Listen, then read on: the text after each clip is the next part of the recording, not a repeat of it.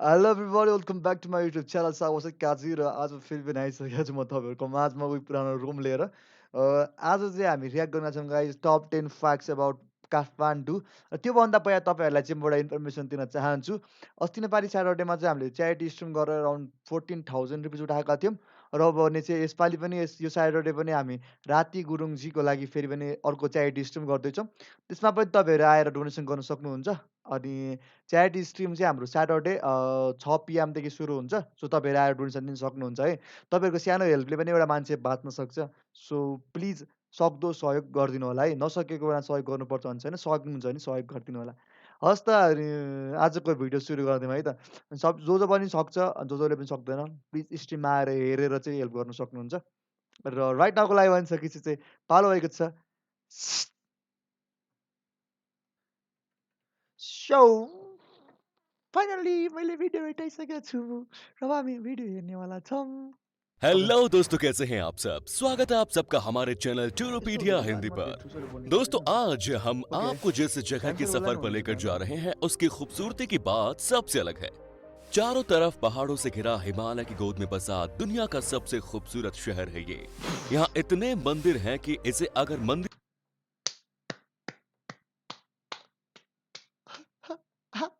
Mummy मलाई हँसायो।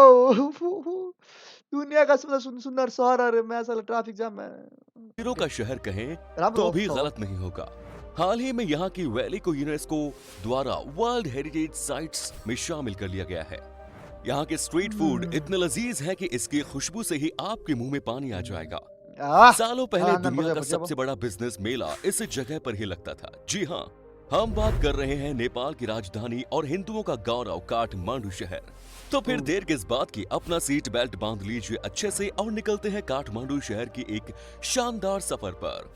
दो, दोस्तों, काठमांडू इंडिया के नॉर्थ में स्थित नेपाल की राजधानी और नेपाल की सबसे बड़ा शहर है। ये शहर काफी खूबसूरत और अट्रैक्टिव होने के साथ साथ यहाँ के कल्चर, मंदिर और इमारतें हर साल दुनिया भर से लाखों की संख्या में लोगों को अपनी ओर अट्रैक्ट करते हैं। ओके, लेकिन ओके, यहाँ के लोगों के बीच में काठमांडू की सृष्टि को लेकर काफी सारी अद्भुत बातें की जाती हैं। ओके। काठमांडू शहर की कुल आबादी है 14,24,000 के आसपास। ओह! 14 लाखजना मान्छे बस्छन् है त्यहाँ?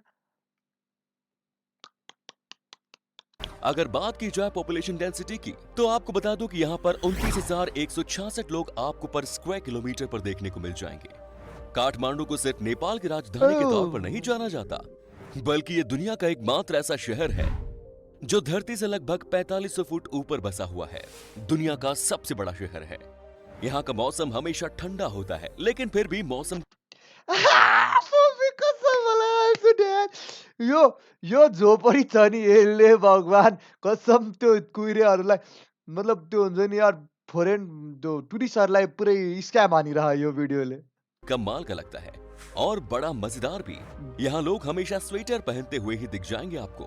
दुनिया भर के तमाम लोग यहाँ की मम्मी, मम्मी, मम्मी, मम्मी मलाई भयो के न भयो म हेर्दिनँ यो भिडियो चाहिँ। खूबसूरती के दीवाने हैं। काठमांडू को स्पिरिचुअल शहर भी कहा जाता है। त्यो इस शहर का हर एक कोने में बौद्ध मंदिर है जो हजारों साल पुराना माना जाता है, और हिंदू धर्म के भी कई बड़े बड़े मंदिर आपको इस शहर में देखने को मिल जाएंगे। महादेव की नगरी के नाम से जानने वाले काठमांडू की फेमस पशुपतिनाथ मंदिर के दर्शन करने के लिए दुनिया भर से लोग आते हैं। कहा जाता है कि यहाँ पर आप जो भी भोले बाबा से मांगते हैं वो मन्नतें पूरी होती हैं। मैले तिमीलाई मागे ज्ञानु, ज्ञानु तिमीलाई मागे मैले, तिमी कहाँ हौ ज्ञानु? पाएन त मैले ज्ञानु। माँ कसम भोलिपर्सि मेरो बुढीको नाम ज्ञानु रे क्या। काठमांडू की सृष्टि को लेकर यहाँ के लोगों के बीच में काफी सारी बातों को मान्यता दी जाती है। नेपाल के लोगों के मुताबिक हजारों साल पहले काठमांडू एक लेक हुआ करती थी, ओ जहाँ यो चाहिँ पर हुन्छ। सांपों का काफी दबदबा हुआ करता था। लेकिन माना जाता है कि यो यो यो यिनीहरू जे कुरामा नि एक्स्ट्रा थप्नै पर्छ है। आफ्नो राम्रो नै म्याप थियो, अर्को एक्स्ट्रा म्याप थपिदियो। जस्तो कि यो लेक मात्रै थियो नि, साँपका दबदबा त मैले अहिलेसम्म सुनेको थिइनँ। किसी एक समय के दौरान मंजूश्री नाम का एक योद्धा ने आकर अपनी तलवार से इस लेक के पानी और सांपों को बाहर निकाल दिया और यहाँ पर एक शहर का निर्माण किया जो कि मंजूपत्र नाम से भी जाना जाता है। हजारों साल पहले काठमांडू को लोग कांतिपुर नाम से जानते थे, जिसका मतलब होता है धरती पर बसा एक गौरवमय शहर। यहाँ का इतिहास भी बहुत पुराना है। आपको जानकर हैरानी होगी कि यहाँ पर आज से हजारों साल पहले से ही यहाँ पर लोग रहते थे। यहाँ के लोगों को बहुत ज्ञानी माना जाता था और काठमांडू में ज्यादातर लोग बौद्ध और हिंदू धर्म को मानते हैं और यहाँ की कल्चर बौद्ध धर्म से प्रभावित है। प्राचीन समय के दौरान सिर्फ काठमांडू ही भारत और तिब्बत के बीच का बिजनेस रूट था। काठमांडू से ही एशिया के कई देशों में बिजनेस किया जाता था। आज भी अगर इस शहर पर ठीक से ध्यान दिया जाए तो ये दुनिया के सबसे बड़ा बिजनेस हब बन सकता है। पर काठमांडू का नाम दुनिया के उन शहरों में से आता है जो कमर्शियल तौर से पूरी तरह से दूसरे शहर के ऊपर निर्भर है और काठमांडू का ज्यादातर सामान कोलकाता पोर्ट के द्वारा लाया जाता है। काठमांडू के लोग एक दूसरे को अपनी हथेली एक साथ जोड़कर ग्रीट करते हैं। ग्रीट करते समय वे अपने सिर को थोड़ा झुकाते हैं और नमस्ते कहते हैं, जैसे हमारा देश करता है। वैसे इसका मीनिंग है मैं आपके भीतर के भगवान को सलाम करता हूँ। नेपाल में जाकर कई भारतीयों को ऐसा कतई महसूस नहीं होता कि वो दूसरे देश में आए हैं, क्योंकि यहाँ का माहौल काफी दोस्ताना है और साथ ही हिंदू देवी देवताओं के मंदिर भी है। यहाँ का खाना भी भारत की तरह ही है। नेपाल में और खास तौर पर काठमांडू में भगवान बुद्ध को लोग बहुत रिस्पेक्ट करते हैं। इसके साथ ही लोग भगवान शिव को भी दिल से पूजा करते हैं और महाशिवरात्रि को काठमांडू में बहुत बड़ा त्योहार के रूप में मनाया जाता है। भारतीयों को काठमांडू जाने में किसी भी चीज की दिक्कत नहीं होती। उन्हें वहां जाने के लिए बस एक आधार कार्ड की फोटो की जरूरत। सो गाइस, अगर आप ये वीडियो देख रहे हो तो आप लोग जरूर आ जाइए काठमांडू। काठमांडू बहुत अच्छा शहर है और गुटखा खाना भी यहाँ मिलता है गाइस। तो सब्सक्राइब माय यूट्यूब चैनल। होती है। काठमांडू शहर की हर जगह से आपको एवरेस्ट की चोटी देखने को मिलेगी। यहाँ से आप लोल गणेश हिमालय एभरेस्ट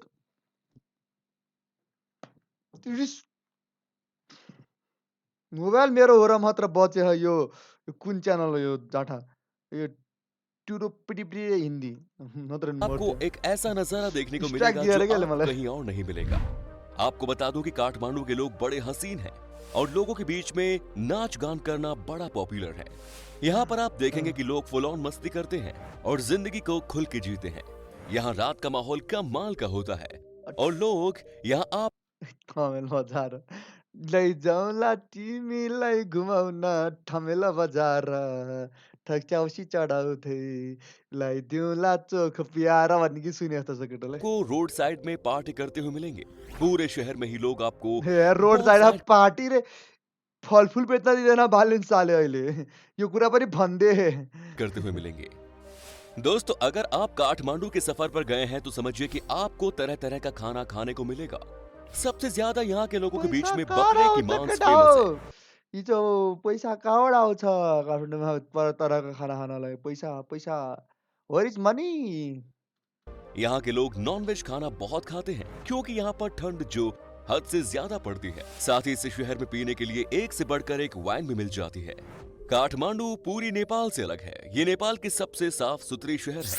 नेपाल में इतनी सफाई आपको नहीं मिलेगी, लेकिन काठमांडू की कहानी अलग है। यहाँ पर आपको कहीं भी गंदगी देखने को नहीं मिलेगी। काठमांडू के लोग भी बड़े समझदार हैं और ये कभी भी गंदगी नहीं फैलाते। आप अगर काठमांडू जाएं तो इस बात का खासा ख्याल रखिएगा। काठमांडू के लोग अपने रोजी रोटी के लिए सबसे ज्यादा यहाँ आने वाले टूरिस्ट पर निर्भर हैं। यहाँ लोग या तो होटल चलाते हैं या इनकी अपनी छोटी मोटी शॉप होती है और इनके मेन कस्टमर टूरिस्ट होते हैं जो बाहर से आते हैं। वो यहाँ से सामान खरीदते हैं और इससे इनकी कमाई होती है।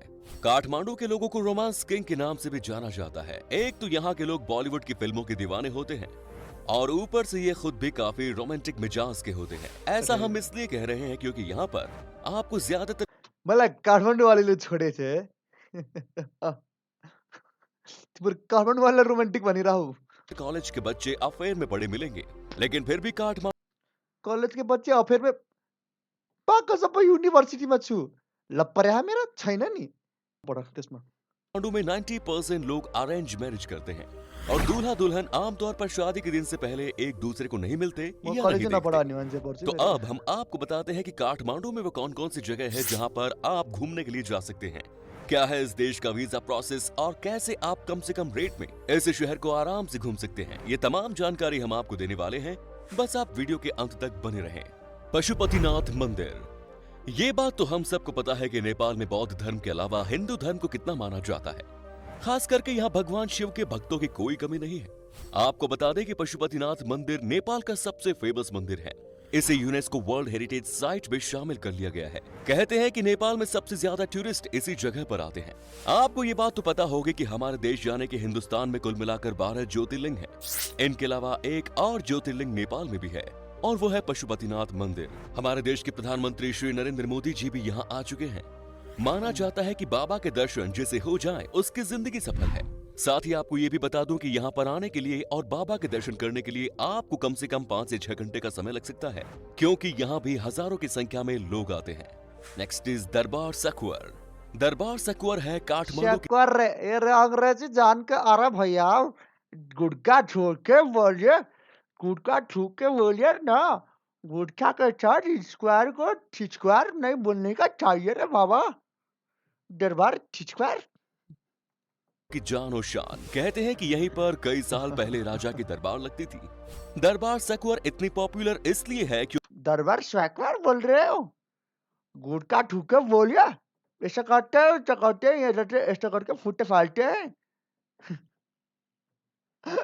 ओके, ये जगह एक से बढ़कर एक आर्टिस्टिक मत छोड़ चीजों दो से यार भरी पड़ी इंडियन है। वाले। आप इस जगह की खूबसूरती का अंदाजा इसी बात से लगा सकते हैं कि इस जगह को भी यूनेस्को वर्ल्ड हेरिटेज साइट में शामिल कर लिया गया है। ये एक बेहद ही खूबसूरत जगह है।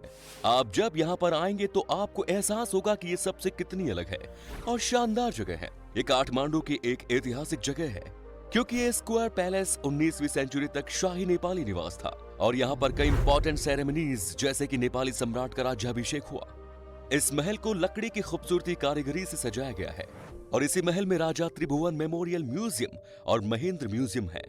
अगर आपको नेपाल के इतिहास जानने में दिलचस्पी है तो इस महल की सैर पर जरूर जाइएगा। Next is Boudhanath. दोस्तों, बौद्ध धर्म के मानने वालों के लिए ये जगह जन्नत है। ये है काठमांडू का सबसे बड़ा स्तूप जो कि पूरी दुनिया में फेमस। बौद्धनाथ, it is बौद्धको केटाहरू गोली हान्छ ब्रो। त्यसलाई बौद्धको केटाहरूको मात्र छ फ्लो नम्बर 6।